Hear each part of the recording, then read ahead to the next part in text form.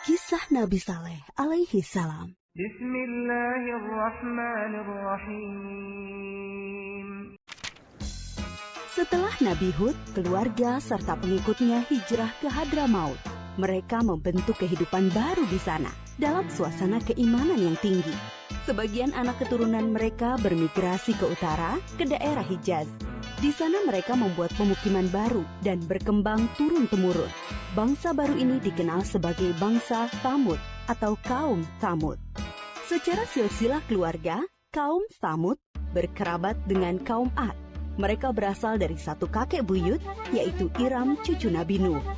Maka tak heran jika kaum Tsamud mirip dengan kaum Ad. Mereka orang-orang yang diberi kecerdasan tinggi oleh Allah Subhanahu wa Ta'ala. Kaum Tsamud juga mewarisi budaya dan keahlian bangsa Ad dalam bidang arsitektur. Mereka membuat bangunan megah di tanah datar dan membuat gunung-gunung untuk dijadikan rumah. Kaum Tsamud sangat mahir dalam ilmu pahat. Mereka membuat relief-relief yang indah. Kota mereka yang terkenal adalah Al-Hijr.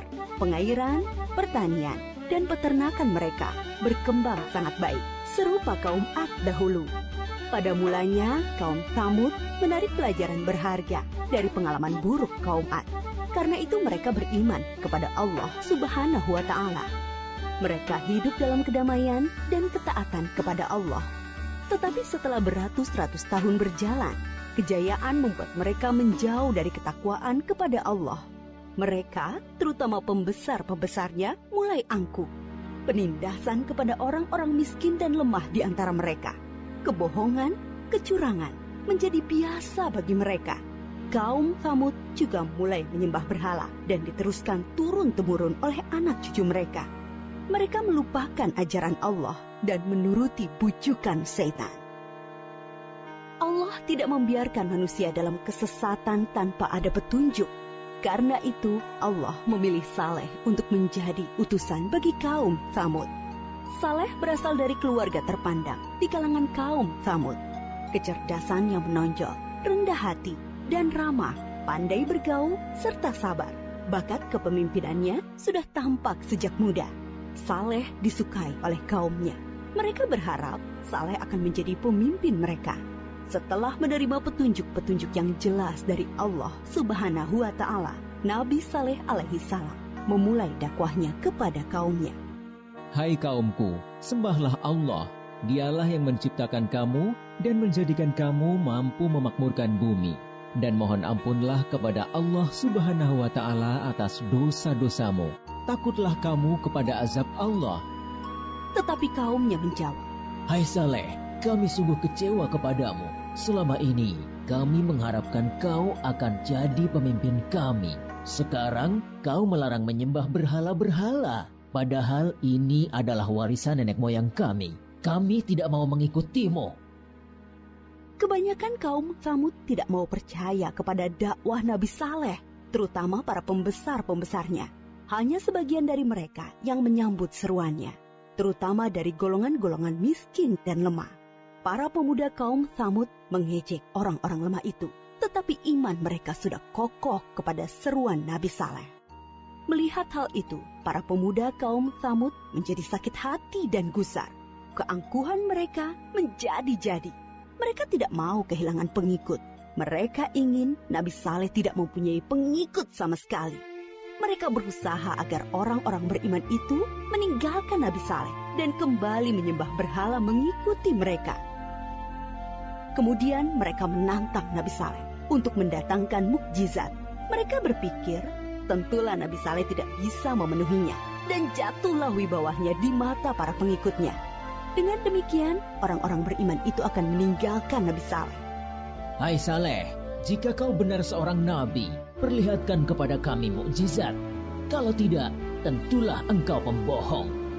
Nabi Saleh menjawab, Akan kutunjukkan kepadamu suatu mukjizat, tapi dengan syarat, kalian harus mengikutiku menyembah Allah. Mereka menuju Bukit Berbatu. Nabi Saleh memohon kepada Allah dengan penuh kesungguhan supaya diberi mukjizat.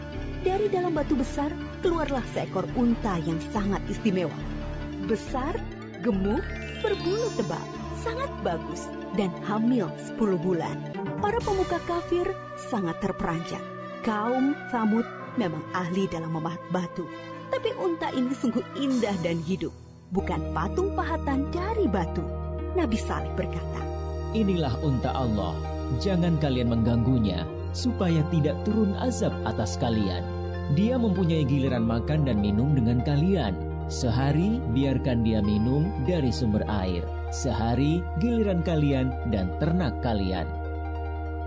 Unta itu bebas berkeliaran di pemukiman kaum Tsamud. Pada hari di mana unta itu minum dari sumber air mereka, semua ternak menyingkir seolah mempersilahkannya. Air susu unta itu cukup untuk memberi makan banyak orang setiap hari. Siapapun boleh memerahnya, tetapi tidak boleh mengganggunya.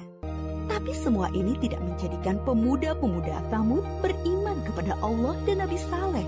Sejak itu, pengaruh Nabi Saleh semakin besar. Bertambah kuat keyakinan orang yang beriman. Para pemuda Tsamud semakin cemas.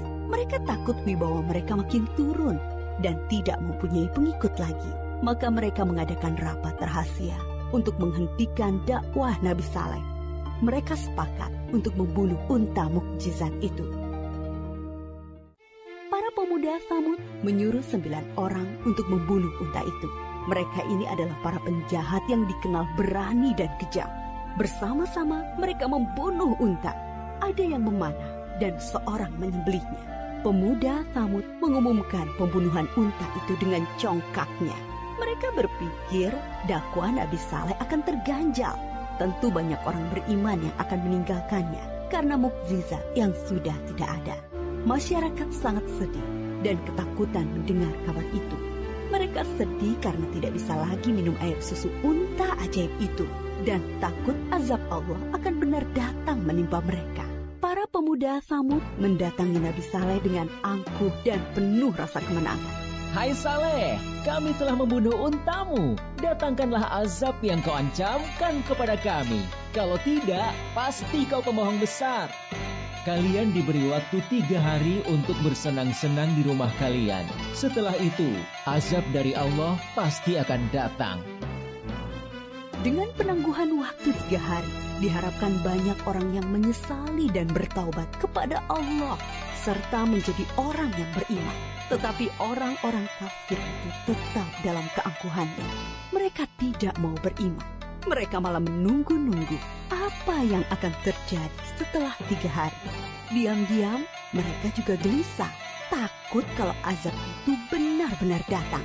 Akhirnya mereka merencanakan membunuh Nabi Saleh agar azab itu tidak jadi datang.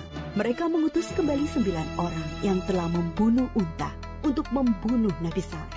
Tetapi niat mereka digagalkan oleh Allah. Ke-9 orang itu mati ditimpa batu dari langit ketika menuju rumah Nabi Saleh. Nabi Saleh dan pengikutnya kemudian hijrah ke Palestina. Menjelang hari datangnya azab, Nabi Saleh sangat sedih meninggalkan Al-Hijr, membayangkan azab Allah akan menimpa kaum satu kampung halamannya. Aku telah menyampaikan kepada kalian ajaran Allah, tetapi kalian tidak menyukai kebenaran. Kemudian Nabi Saleh berangkat menuju Palestina bersama sekitar 110 pengikutnya. Setelah 3 hari berlalu, terdengar suara sangat keras menggelegar dari langit. Petir menyambar dan bumi berguncang karena gempa dahsyat. Semua orang kafir itu mati mengenaskan. Bangunan yang mereka banggakan banyak yang ambruk. Binasalah kaum Tsamud yang durhaka. Sampai saat ini, sisa-sisa pemukiman kaum Tsamud berupa rumah dan gedung dari batu yang dipahat masih bisa dilihat di Saudi Arabia dan merupakan situs bersejarah dunia. Kaum Tsamud dibinasakan oleh Allah dengan azab yang singkat tapi dahsyat. Mereka diazab karena tidak mengesahkan Allah dan tidak mau mengikuti utusan Allah, yaitu Nabi Saleh. Mereka memilih mengikuti syaitan. Dan walaupun yang membunuh unta hanya beberapa orang, tetapi orang kafir yang lainnya merestui. Mereka mendiamkan perbuatan jahat di antara mereka. Kisah kaum Tsamud mengajarkan kepada kita keharusan taat kepada Allah dan Rasul-Nya, serta pentingnya amar ma'ruf nahi mungkar dalam masyarakat, yaitu menyuruh kepada kebaikan dan melarang kemungkaran.